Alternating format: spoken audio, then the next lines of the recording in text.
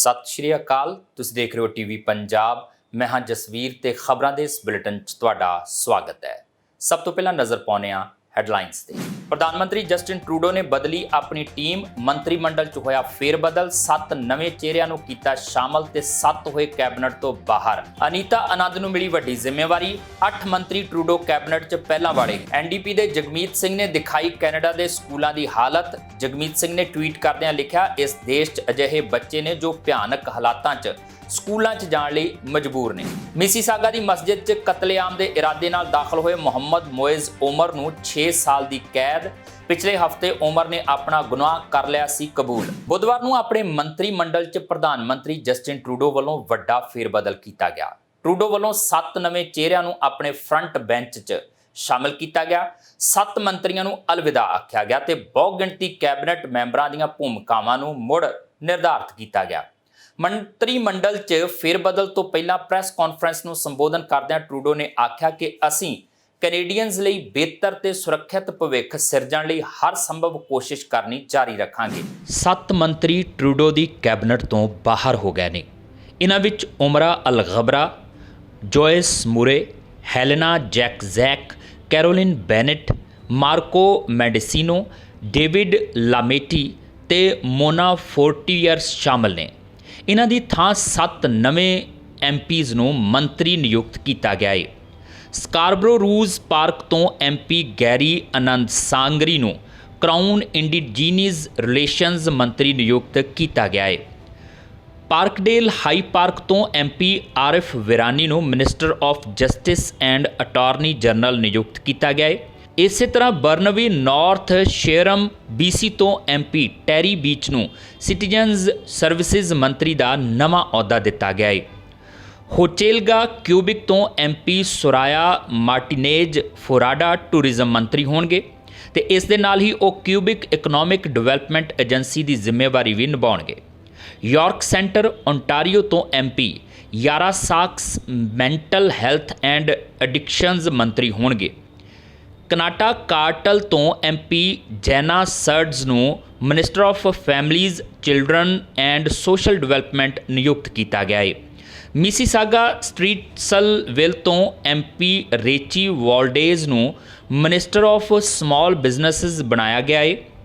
ਜ਼ਿਕਰਯੋਗ ਹੈ ਕਿ ਪਹਿਲਾਂ 4 ਮੰਤਰੀਆਂ ਨੇ ਇਹ ਐਲਾਨ ਕੀਤਾ ਸੀ ਕਿ ਉਹ ਦੁਬਾਰਾ ਚੋਣਾਂ 'ਚ ਖੜੇ ਨਹੀਂ ਹੋਣਾ ਚਾਹੁੰਦੇ, ਪਰ ਬਾਅਦ 'ਚ ਬੁੱਧਵਾਰ ਨੂੰ ਹੀ ਫੋਰਟੀਅਰ ਤੇ ਮੈਂਡੀਸੀਨੋ ਨੇ ਇਹ ਆਖਿਆ ਕਿ ਉਹ ਮੁੜ ਚੋਣਾਂ 'ਚ ਖੜੇ ਹੋ ਸਕਦੇ ਨੇ। ਲਾਮੇਟੀ ਨੇ ਇਸ ਸਵਾਲ ਬਾਰੇ ਕੋਈ ਜਵਾਬ ਨਹੀਂ ਦਿੱਤਾ। ਇਸ ਉੱਤੇ ਜਦੋਂ ਟਰੂਡੋ ਨੂੰ ਪੁੱਛਿਆ ਗਿਆ ਕਿ ਇਹਨਾਂ 3 ਮੰਤਰੀਆਂ ਨੂੰ ਕੋਈ ਮਹਿਕਮਾ ਕਿਉਂ ਨਹੀਂ ਦਿੱਤਾ ਗਿਆ ਤਾਂ ਟਰੂਡੋ ਨੇ ਆਖਿਆ ਕਿ ਉਹ ਸੰਭਾਵੀ ਤੌਰ ਤੇ ਮਜ਼ਬੂਤ ਤੇ ਦਮਦਾਰ ਟੀਮ ਅੱਗੇ ਲਿਆਉਣੀ ਚਾਹੁੰਦੇ ਨੇ, ਜਿਸ ਵਿੱਚ ਫਰੈਸ਼ ਐਨਰਜੀ ਹੋਵੇ ਤੇ ਜਿਨ੍ਹਾਂ ਕੋਲ ਕਈ ਤਰ੍ਹਾਂ ਦੇ ਹੁਨਰ ਹੋਣ। ਇਸ ਸਾਰੇ ਫੇਰਬਦਲ ਦੀ ਪ੍ਰਕਿਰਿਆ 'ਚ ਸਿਰਫ 8 ਮੰਤਰੀਆਂ ਨੂੰ ਹਿਲਾਇਆ ਨਹੀਂ ਗਿਆ ਤੇ ਇਹਨਾਂ ਦੇ ਨਾਂ ਅਤੇ ਅਹੁਦੇ ਇਸ ਤਰ੍ਹਾਂ ਨੇ। Deputy prime minister and finance minister Chrystia Freeland, minister of innovation science and industry Francois Philippe Champagne, foreign affair minister Melanie Joly, environment and climate change minister Steven, indigenous service minister Patty Hajdu, woman and gender equality and youth minister Marci Ien, minister of northern affairs Dan Vandal. ਇਸ ਫੇਰਬਦਲ ਬਾਰੇ senior ਸਰਕਾਰੀ ਸੂਤਰਾਂ ਨੇ ਪਹਿਲਾਂ ਹੀ ਪੁਸ਼ਟੀ ਕਰ ਦਿੱਤੀ ਸੀ। ਉਸ ਮੁਤਾਬਕ ਹੀ 7 ਮੰਤਰੀ ਕੈਬਨਿਟ ਤੋਂ ਬਾਹਰ ਹੋ ਗਏ ਨੇ। ਇਸ ਸਾਰੇ ਫੇਰਬਦਲ ਦੀ ਪ੍ਰਕਿਰਿਆ 'ਚ ਸਿਰਫ 8 ਮੰਤਰੀਆਂ ਨੂੰ ਹਿਲਾਇਆ ਨਹੀਂ ਗਿਆ। ਟਰੂਡੋ ਨੇ ਆਖਿਆ ਕਿ ਉਹ ਸੰਭਾਵੀ ਤੌਰ ਤੇ ਮਜ਼ਬੂਤ ਤੇ ਦਮਦਾਰ ਟੀਮ ਅੱਗੇ ਲਿਆਉਣੀ ਚਾਹੁੰਦੇ ਨੇ, ਜਿਨ੍ਹਾਂ ਵਿੱਚ ਫਰੈਸ਼ ਐਨਰਜੀ ਹੋਵੇ ਤੇ ਜਿਨ੍ਹਾਂ ਕੋਲ ਕਈ ਤਰ੍ਹਾਂ ਦੇ ਹੁਨਰ ਹੋਣ। ਗਵਰਨਰ ਜਨਰਲ ਮੈਰੀ ਸਾਈਮਨ ਦੀ ਅਗਵਾਈ 'ਚ ਰੀਡੋ ਹਾਲ ਵਿਖੇ ਆਯੋਜਿਤ ਸਮਾਰੋਹ 'ਚ ਟਰੂਡੋ ਨੇ 8 ਸਾਲ ਸੱਤਾ 'ਚ ਰਹਿਣ ਤੋਂ ਬਾਅਦ ਘੱਟ ਗਿਣਤੀ ਲਿਬਰਲ ਸਰਕਾਰ ਦੇ ਏਜੰਡੇ ਨੂੰ ਮੁੜ ਸੈੱਟ ਕੀਤਾ ਹੈ। ਮੰਤਰੀ ਮੰਡਲ 'ਚ ਫੇਰਬਦਲ ਤੋਂ ਪਹਿਲਾਂ ਪ੍ਰੈਸ ਕਾਨਫਰੰਸ ਨੂੰ ਸੰਬੋਧਨ ਕਰਦਿਆਂ ਟਰੂਡੋ ਨੇ ਮੰਨਿਆ ਕਿ ਇਹ ਤਬਦੀਲੀ ਉਸ ਸਮੇਂ ਕੀਤੀ ਜਾ ਰਹੀ ਹੈ ਜਦੋਂ ਇੱਕ ਪਾਸੇ ਯੂਕਰੇਨ ਦੀ ਜੰਗ ਚੱਲ ਰਹੀ ਹੈ, ਵਿਦੇਸ਼ੀ ਦਖਲ ਵੱਧ ਚੁੱਕਾ ਹੈ ਤੇ ਮਹਿੰਗਾਈ ਸਾਰੇ ਹੱਦ ਬੰਨੇ ਟੱਪ ਚੁੱਕੀ ਹੈ। उन्होंने कहा कि उन्होंने वालों चुक्या गया एक कदम सकारात्मक है। उन्होंने ये भी आख्या कि समा चुनौतियां भरिया चल रहा है, पर असी कैनेडियंस लई बेहतर ते सुरक्षित भविख की सिरजण लई हर संभव कोशिश करनी जारी रखांगे। बहुते मंत्री चढ़दी कला च नज़र आ रहे सन ते सारियां दीयां नज़रां अनीता आनंद ते टिकीआं होईयां सन। अनीता आनंद नूं रख्या मंत्री दे अहम अहुदे तो हटा के खजाना बोर्ड का प्रेजिडेंट नियुक्त किया गया। ये भी बहुत वड्डी जिम्मेवारी वाला ते अहम अहुदा है। पत्रकारां वल्लों जदों पुछा गया कि रख्या मंत्री वजों अपना काम अधूरा छड्ड के आउण नाल उस नूं किहो जिहा लग रहा है, तो उन्हां आख्या कि जिथे वो अपना काम अधूरा छड्ड के आई है उत्थों ही मंत्री बिल ब्लेयर काम नूं पूरा करनगे। साबका पुलिस ते एमरजेंसी प्रीपेयर्डनैस मंत्री बिल ब्लेयर नूं रख्या मंत्राला दिता गया है। यूक्रेन च चल रही जंग ते रख्या मंत्रालय नाल जुड़े खर्चों के दबाव च ब्लेयर नूं अपनी कारगुजारी विखाउणी होवेगी। जिस समय अफोर्डेबिलिटी चिंता का विषय बनी हुई है, अजिहे च हाउसिंग इंफ्रास्ट्रक्चर ते कम्यूनिटीज़ मंत्री शॉन फ्रेजर नूं बनाया गया है। इस तो पहला फ्रेजर इमीग्रेशन मंत्री सन। रैंडी बॉयसोनाल्ट नूं इंपलॉयमेंट वर्कफोर्स डिवेलपमेंट मंत्री दे नाल लैंग्वेजेस मंत्री नियुक्त किया गया है। मैरी एनजी हुण एक्सपोर्ट प्रमोशन इंटरनेशनल ट्रेड ते इकनॉमिक डिवेलपमेंट मंत्री होणगे। ट्रूडो दे नज़दीकी सहायक ते लंबे समय तो चले आ रहे दोस्त Dominic LeBlanc public safety, democratic institutions अते इंटर गवर्नमेंटल मामलों के मंत्री होणगे। उन्हां दे मोढियां उत्ते प्रोविंसां नाल संबंधां नूं कायम रखण, विदेशी दखल की जनतक जांच संबंधी चल रही गलबात का हल कढ़ण अते अहम गन कंट्रोल कानून के नाल RCMP सुधारां की जिम्मेवारी होवेगी। पाब्लो रॉड्रिग्स नूं ट्रांसपोर्ट मंत्री नियुक्त किया गया है। वो क्यूबिक दे लैफ्टिनेंट की भूमिका निभाउणी भी जारी रखणगे। कैनेडियन हैरीटेज महकमा पास्कल सेंटोज नूं दिता गया है। Jean Yves Duclos public services and procurement मंत्री बन गए ने। हाउस लीडर मार्क हॉलैंड नूं सेहत महकमा दिता गया है। हाउस ऑफ कॉमन्स च करीना गोल्ड सरकार की नवी लीडर होवेगी। जोनाथन नूं कैनेडा का एनर्जी मंत्री थापिया गया है, पर वो नैचुरल रिसोर्सिज वाली जिम्मेवारी भी निभाते रहणगे। इस तरह सीमस ओरीगन लेबर मंत्री की भूमिका निभाते रहणगे, पर इस दे नाल ही उन्होंने मिनिस्टर ऑफ सीनियर्स की जिम्मेवारी भी दी गई है। एटलांटिक कैनेडियंस नूं दित्तियां गईयां नवीं भूमिकावां च गुडी हचिंग्स रूरल इकनॉमिक डिवेलपमेंट मंत्री तां बनी रहेगी, पर इस दे नाल ही उसनूं एटलांटिक कैनेडा अपॉर्चुनिटीज़ एजेंसी का काम भी वेखना होवेगा। लॉरेंस मैकॉले नूं एग्रीकल्चर ते एग्री फूड मंत्री नियुक्त किया गया है। जिनेट पैटिटप्स टेलर नूं वैटरनर्स अफेयर्स मंत्री अते नैशनल डिफेंस का एसोसीएट मंत्री बनाया गया है।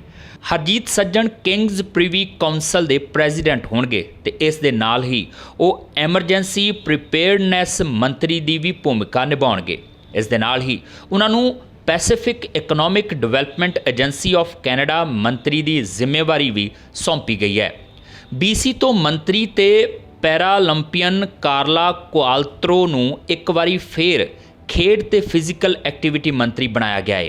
ट्रूडो के नेड़ले सहयोगी mark Miller immigration, refugees and citizenship मंत्री होणगे।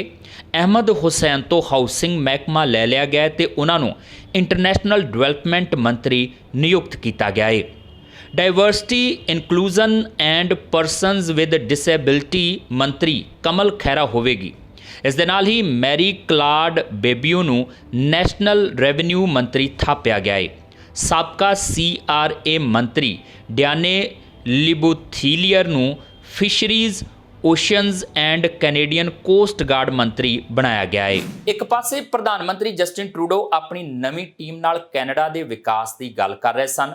दूजे पासे NDP के जगमीत सिंह कैनेडा के स्कूलों की मंदी हालत दिखा रहे सन। जगमीत सिंह ने एक स्कूल का दौरा करदिआं एक वीडियो ट्वीट करदिआं लिखिया कि मैं चाहुंदा हां कि तुसीं इस नूं देखो। इस देश च अजिहे बच्चे ने जो भयानक हालात च स्कूलों च जाण लई मजबूर ने। काले, उल्ली अते दीमक वाले स्कूल, ਜਿੱਥੇ ਛੱਤ ਕਿਸੇ ਵੀ ਸਮੇਂ ਅੰਦਰ ਜਾ ਸਕਦੀ ਹੈ। ਕਈ ਸਾਲਾਂ ਦੀਆਂ ਲਗਾਤਾਰ ਲਿਬਰਲ ਤੇ ਕੰਜ਼ਰਵੇਟਿਵ ਸਰਕਾਰਾਂ ਇਸ ਦਾ ਕਾਰਨ ਬਣੀਆਂ ਨੇ। Wapitan Dakota First Nations hasn't had a properly functioning school in a long time. It's rotting from the inside out. Yeah. Yep, absolutely. Yes, we have termites. I tour across the country. These are not normal conditions. This is not how it should be. I'm sure you know that. This is not acceptable. This is not right. I went to the school itself and the building, main structure, the roof is caving in and there's black mold. This is often the reality for Indigenous children in our country. Bank of Canada ਨੇ ਮਹਿੰਗਾਈ ਦੀਆਂ ਚਿੰਤਾਵਾਂ ਦੇ ਵਿਚਕਾਰ ਦਰਾਂ 'ਚ ਵਾਧੇ ਲਈ ਦੇਰੀ ਕਰਨ ਬਾਰੇ ਸੋਚਿਆ ਹੈ। ਬੁੱਧਵਾਰ ਨੂੰ ਪ੍ਰਕਾਸ਼ਿਤ ਮਿੰਟਸ ਆਫ ਮੀਟਿੰਗ 'ਚ ਇਸ ਦਾ ਖੁਲਾਸਾ ਹੋਇਆ। ਬੈਂਕ ਨੇ 12 ਜੁਲਾਈ ਨੂੰ ਦਰਾਂ 'ਚ 25 ਆਧਾਰ ਪੁਆਇੰਟ ਵਾਧੇ ਦੀ ਘੋਸ਼ਣਾ ਕੀਤੀ, ਜੋ 22 ਸਾਲ ਦੇ ਉੱਚੇ 5% ਤੱਕ ਪਹੁੰਚ ਗਈ ਹੈ। ਇਸ ਨੇ 2023 ਦੀ ਵਿਕਾਸ ਦਰ ਦੀ ਭਵਿੱਖਬਾਣੀ ਵੀ ਵਧਾ ਦਿੱਤੀ ਹੈ ਅਤੇ ਮਹਿੰਗਾਈ ਨੂੰ ਆਪਣੇ 2% ਟੀਚੇ ਤੱਕ ਪਹੁੰਚਾਉਣ ਦੀਆਂ ਉਮੀਦਾਂ ਨੂੰ 2025 ਦੇ ਅੱਧ ਤੱਕ 6 ਮਹੀਨੇ ਪਿੱਛੇ ਤੱਕ ਦਿੱਤਾ ਹੈ। ਗਵਰਨਰ ਟਿਫ ਮੈਕਲੇਮ ਨੇ ਉਸ ਸਮੇਂ ਕਿਹਾ ਸੀ ਕਿ ਬੈਂਕ ਆਫ ਕੈਨੇਡਾ ਆਉਣ ਵਾਲੇ ਅੰਕੜਿਆਂ ਅਤੇ ਮਹਿੰਗਾਈ ਦੇ ਦ੍ਰਿਸ਼ਟੀਕੋਣ ਤੇ ਭਵਿੱਖ ਦੇ ਨੀਤੀਗਤ ਫੈਸਲਿਆਂ ਨੂੰ ਆਧਾਰਿਤ ਕਰੇਗਾ। ਵਿਚਾਰ ਵਟਾਂਦਰੇ ਜਾਂ ਮਿੰਟਾਂ ਦੇ ਸੰਖੇਪ ਦੇ ਅਨੁਸਾਰ 6 ਗਵਰਨਿੰਗ ਕੌਂਸਲ ਮੈਂਬਰਾਂ ਨੇ ਕਿ ਇਹ ਜੁਲਾਈ 'ਚ ਦਰ ਵਧਾਉਣਾ ਉਚਿਤ ਸੀ ਜਾਂ ਹੋਰ ਸਬੂਤਾਂ ਦੀ ਉਡੀਕ ਬਾਰੇ ਚਰਚਾ ਕੀਤੀ। ਗਵਰਨਿੰਗ ਕੌਂਸਲ ਨੇ ਇਸ ਮਹੀਨੇ ਦੇ ਸ਼ੁਰੂ 'ਚ ਸਹਿਮਤੀ ਦਿੱਤੀ ਸੀ ਕਿ ਡੇਟਾ ਸਪਸ਼ਟ ਤੌਰ ਤੇ ਦਰਸਾਉਂਦਾ ਹੈ ਕਿ ਵਾਧੂ ਮੰਗ ਅਤੇ ਉੱਚ ਕੋਰ ਮਹਿੰਗਾਈ ਉਮੀਦ ਨਾਲੋਂ ਵੱਧ ਸਥਿਰ ਸਾਬਤ ਹੋ ਰਹੀ ਹੈ। ਇੰਡੋ ਕੈਨੇਡੀਅਨ ਉਮੀਦਵਾਰ ਸ਼ਿਵਾਲਿਆ ਮਜੂਮਦਾਰ ਨੇ ਅਲਬਰਟਾ ਸੂਬੇ ਦੇ federal electoral district Calgary heritage ਦੀ ਉਪ ਚੋਣ ਜਿੱਤਣ ਤੋਂ ਬਾਅਦ house of Commons the seat ਹਾਸਲ ਕਰ ਲਈ ਹੈ। ਇਹ ਵੱਕਾਰੀ ਸੀਟ ਜੋ ਕਿ ਸਾਬਕਾ ਪ੍ਰਧਾਨ ਮੰਤਰੀ ਸਟੀਫਨ ਹਾਰਪਰ ਨੇ ਆਪਣੀ ਸੇਵਾ ਮੁਕਤੀ ਤੱਕ ਸੰਭਾਲੀ ਸੀ, ਪਿਛਲੇ ਸਾਲ ਸੰਸਦ ਮੈਂਬਰ ਬੌਬ ਬੈਂਜੇਨ ਦੇ ਅਸਤੀਫਾ ਦੇਣ ਤੋਂ ਬਾਅਦ ਖਾਲੀ ਹੋ ਗਈ ਸੀ। ਗਲੋਬਲ ਨਿਊਜ਼ ਦੀ ਰਿਪੋਰਟ ਅਨੁਸਾਰ 43 ਸਾਲਾ ਮਜੂਮਦਾਰ ਨੇ 15,803 ਵੋਟਾਂ ਨਾਲ ਕੰਜ਼ਰਵੇਟਿਵ ਪਾਰਟੀ ਲਈ ਸੀਟ ਹਾਸਲ ਕੀਤੀ, ਜਦਕਿ ਲਿਬਰਲ ਉਮੀਦਵਾਰ ਏਲੀਅਟ ਵੈਨਸਟੀਨ 3,463 ਵੋਟਾਂ ਨਾਲ ਦੂਜੇ ਸਥਾਨ ਤੇ ਰਹੇ। ਨਤੀਜਿਆਂ ਤੋਂ ਬਾਅਦ ਵੈਨਸਟੀਨ ਨੇ ਮਜੂਮਦਾਰ ਨੂੰ ਟਵਿੱਟਰ ਜ਼ਰੀਏ ਉਸ ਦੀ ਜਿੱਤ ਤੇ ਵਧਾਈ ਦਿੱਤੀ। ਉਸਨੇ ਲਿਖਿਆ, ਮੈਂ ਜਾਣਦਾ ਹਾਂ ਕਿ ਤੁਸੀਂ ਮੇਰੀ ਅਤੇ ਕੈਲਗਰੀ ਹੈਰੀਟੇਜ ਦੇ ਸਾਰੇ ਹਿੱਸਿਆਂ ਦੀ ਨੁਮਾਇੰਦਗੀ ਮਾਣ ਅਤੇ ਸਤਿਕਾਰ ਨਾਲ ਕਰੋਗੇ। ਮੈਂ ਤੁਹਾਨੂੰ ਸ਼ੁਭ ਕਾਮਨਾਵਾਂ ਦਿੰਦਾ ਹਾਂ ਤੇ ਮੈਂ ਆਪਣੇ ਭਾਈਚਾਰੇ ਦੀ ਬਿਹਤਰੀ ਵਾਸਤੇ ਤੁਹਾਡੇ ਨਾਲ ਮਿਲ ਕੇ ਕੰਮ ਕਰਨ ਦੀ ਉਮੀਦ ਕਰਦਾ ਹਾਂ। ਇਸ ਦੇ ਜਵਾਬ 'ਚ ਮਜੂਮਦਾਰ ਨੇ ਕਿਹਾ ਕਿ ਵੈਨਸਟੀਨ ਨਾਲ ਬੈਲਟ ਸਾਂਝਾ ਕਰਨਾ ਸਨਮਾਨ ਦੀ ਗੱਲ ਹੈ। ਉਸਨੇ ਕਿਹਾ ਕਿ ਸਾਡਾ ਲੋਕਤੰਤਰ ਮਜ਼ਬੂਤ ਉਮੀਦਵਾਰਾਂ ਦੀ ਭਾਗੀਦਾਰੀ ਨਾਲ ਖੁਸ਼ਹਾਲ ਹੋਇਆ ਹੈ। ਇਸ ਉਪ ਚੋਣ 'ਚ ਕੈਲਗਰੀ ਹੈਰੀਟੇਜ ਲਈ ਤੁਹਾਡੇ ਦ੍ਰਿਸ਼ਟੀਕੋਣ ਨੂੰ ਅੱਗੇ ਲਿਆਉਣ ਦੇ ਲਈ ਤੁਹਾਡਾ ਧੰਨਵਾਦ। ਤੁਹਾਡੇ ਨਾਲ ਇੱਕ ਬੈਲਟ ਸਾਂਝਾ ਕਰਨਾ ਸਨਮਾਨ ਦੀ ਗੱਲ ਹੈ ਤੇ ਮੈਂ ਆਪਣੇ ਭਾਈਚਾਰੇ ਦੇ ਸਾਰੇ ਮਹਾਨ ਉਮੀਦਵਾਰਾਂ ਦੀ ਨੁਮਾਇੰਦਗੀ ਕਰਨ ਦੀ ਉਮੀਦ ਕਰਦਾ ਹਾਂ। ਮਿਸੀਸਾਗਾ ਦੀ ਮਸਜਿਦ 'ਚ ਕਤਲੇਆਮ ਦੇ ਇਰਾਦੇ ਨਾਲ ਦਾਖਲ ਹੋਏ ਮੁਹੰਮਦ ਮੋਇਜ਼ ਉਮਰ ਨੂੰ 6 ਸਾਲ ਦੀ ਕੈਦ ਦੀ ਸਜ਼ਾ ਸੁਣਾਈ ਗਈ ਹੈ, ਜਿਸ ਨੇ ਪਿਛਲੇ ਹਫ਼ਤੇ ਆਪਣਾ ਗੁਨਾਹ ਕਬੂਲ ਕਰ ਲਿਆ ਸੀ। Public prosecution service of Canada ਨੇ ਕਿਹਾ ਕਿ ਮੋਇਜ਼ ਦੀ ਸਜ਼ਾ ਇਸ ਕਿਸਮ ਦੇ ਅਪਰਾਧਾਂ 'ਚ ਮਿਲਦੀ ਸਜ਼ਾ ਤੋਂ ਜ਼ਿਆਦਾ ਹੈ, ਕਿਉਂਕਿ ਇੱਥੇ ਅੱਤਵਾਦ ਦੀ ਝਲਕ ਵੀ ਨਜ਼ਰ ਆਉਂਦੀ ਹੈ। ਫੈਡਰਲ ਪ੍ਰੋਸੀਕਿਊਟਰ ਸਾਰਾਹ ਸ਼ੇਖ ਨੇ ਕਿਹਾ ਕਿ ਗਿਣੀ ਮਿਥੀ ਸਾਜ਼ਿਸ਼ ਤਹਿਤ ਹਮਲਾ ਕੀਤਾ ਗਿਆ ਤੇ ਉਸ ਵੇਲੇ ਮਸਜਿਦ 'ਚ ਕਈ ਨਮਾਜ਼ੀ ਮੌਜੂਦ ਸਨ। ਕੈਨੇਡੀਅਨ ਸਮਾਜ ਵਿੱਚ ਹਰ ਸ਼ਖਸ ਨੂੰ ਆਪਣੀ ਮਰਜ਼ੀ ਮੁਤਾਬਕ ਧਰਮ ਮੰਨਣ ਅਤੇ ਇਬਾਦਤ ਕਰਨ ਦੀ ਆਜ਼ਾਦੀ ਹੈ, ਪਰ ਮੋਇਜ਼ ਸੰਭਾਵਤ ਤੌਰ ਤੇ ਇਹ ਗੱਲ ਭੁੱਲ ਗਿਆ। ਮੋਇਜ਼ ਨੂੰ ਮਿਲੀ ਸਜ਼ਾ ਜੁਰਮ ਦੀ ਗੰਭੀਰਤਾ ਨੂੰ ਦਰਸਾਉਂਦੀ ਹੈ ਤੇ ਸਮਾਜ ਵੱਲੋਂ ਅਜਿਹੇ ਅਪਰਾਧ ਕਰਨ ਵਾਲਿਆਂ ਦੀ ਕੀਤੀ ਜਾਂਦੀ ਤਿੱਖੀ ਨੁਕਤਾਚੀਨੀ ਨੂੰ ਵੀ।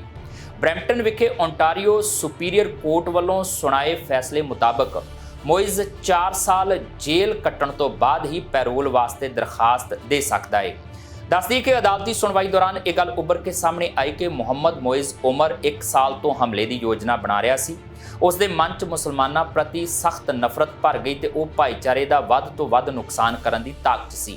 ਅਦਾਲਤ 'ਚ ਪੜ੍ਹੇ ਗਏ ਬਿਆਨ ਮੁਤਾਬਕ 19 ਮਾਰਚ 2022 ਦੀ ਸਵੇਰ ਡਾਰਲ ਤੋਹੀਦ ਇਸਲਾਮਿਕ ਸੈਂਟਰ 'ਚ ਦਾਖਲ ਹੋਏ ਮੁਹੰਮਦ ਮੋਇਜ਼ ਉਮਰ ਨੇ ਸਭ ਤੋਂ ਪਹਿਲਾਂ ਮਸਜਿਦ 'ਚ ਮੌਜੂਦ ਲੋਕਾਂ ਤੇ ਬੀਅਰ ਸਪਰੇਅ ਛਿੜਕਿਆ ਅਤੇ ਫਿਰ ਕੁਹਾੜੀ ਲਹਿਰਾਉਣ ਲੱਗਾ। ਕੁਹਾੜੀ ਤੋਂ ਇਲਾਵਾ ਉਸ ਕੋਲ ਕਈ ਕਿਸਮ ਦੇ ਤੇਜ਼ਧਾਰ ਹਥਿਆਰ ਸਨ। ਅਜੇ ਮੇਅਰ ਦੇ ਅਹੁਦੇ ਲਈ ਕਰਵਾਈਆਂ ਗਈਆਂ ਜ਼ਿਮਨੀ ਚੋਣਾਂ ਨੂੰ ਕੁਝ ਹਫ਼ਤੇ ਹੀ ਬੀਤੇ ਨੇ ਕਿ ਇੱਕ ਵਾਰ ਫਿਰ ਸਕਾਰਬਰੋ ਗਿਲਡਵੁੱਡ ਦੇ ਰੈਜ਼ੀਡੈਂਟਸ ਨੂੰ ਇੱਕ ਹੋਰ ਪ੍ਰੋਵਿੰਸ਼ੀਅਲ ਸੀਟ ਨੂੰ ਭਰਨ ਲਈ ਵੋਟ ਪਾਉਣ ਲਈ ਆਖਿਆ ਜਾ ਰਿਹਾ ਹੈ।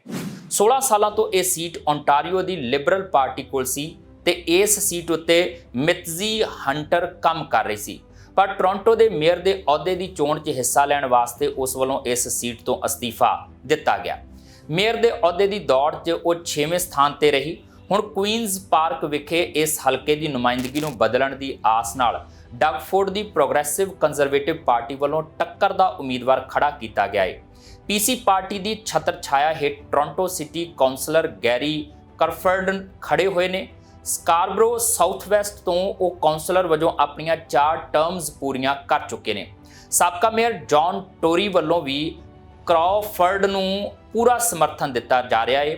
ਲਿਬਰਲਾਂ ਵੱਲੋਂ ਪ੍ਰੈਜ਼ੀਡੈਂਟ ਆਫ ਦਾ Scarborough business association and community advocate Andrea Hazel ਨੂੰ ਇਸ ਸੀਟ ਲਈ ਮੈਦਾਨ 'ਚ ਉਤਾਰਿਆ ਗਿਆ ਹੈ।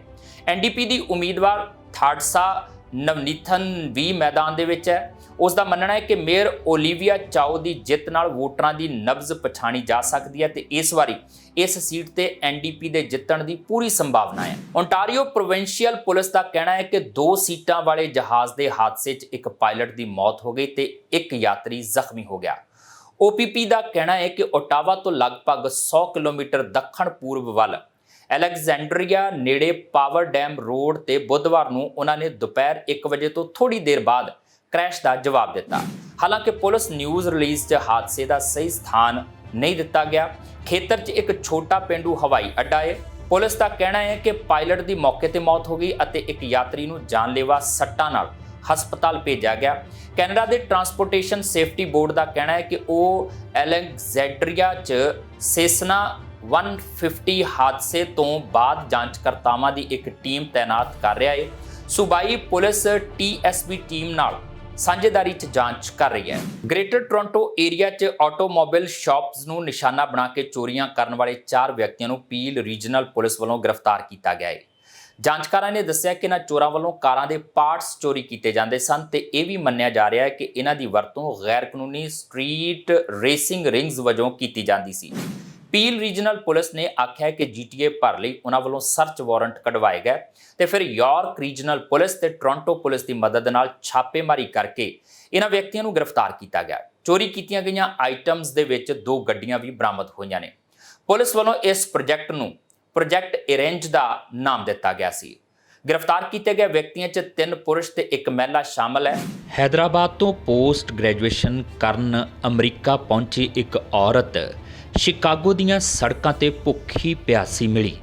ਔਰਤ ਦਾ ਨਾਂ ਸਾਇਦਾ ਲੂਲੂ ਮਿਨਹਾਜ਼ ਜ਼ੈਦੀ ਹੈ। ਮੀਡੀਆ ਰਿਪੋਰਟਾਂ ਮੁਤਾਬਕ ਔਰਤ ਦਾ ਸਾਮਾਨ ਚੋਰੀ ਹੋ ਗਿਆ, ਜਿਸ ਤੋਂ ਬਾਅਦ ਉਹ ਡਿਪਰੈਸ਼ਨ 'ਚ ਚਲੀ ਗਈ। ਮਹਿਲਾ ਦੀ ਮਾਂ ਸਾਇਦਾ ਵਾਹਜ ਫਾਤਿਮਾ ਨੇ ਵਿਦੇਸ਼ ਮੰਤਰੀ S ਜੈਸ਼ੰਕਰ ਨੂੰ ਪੱਤਰ ਲਿਖ ਕੇ ਆਪਣੀ ਬੇਟੀ ਨੂੰ ਵਾਪਸ ਲਿਆਉਣ ਦੀ ਅਪੀਲ ਕੀਤੀ ਹੈ।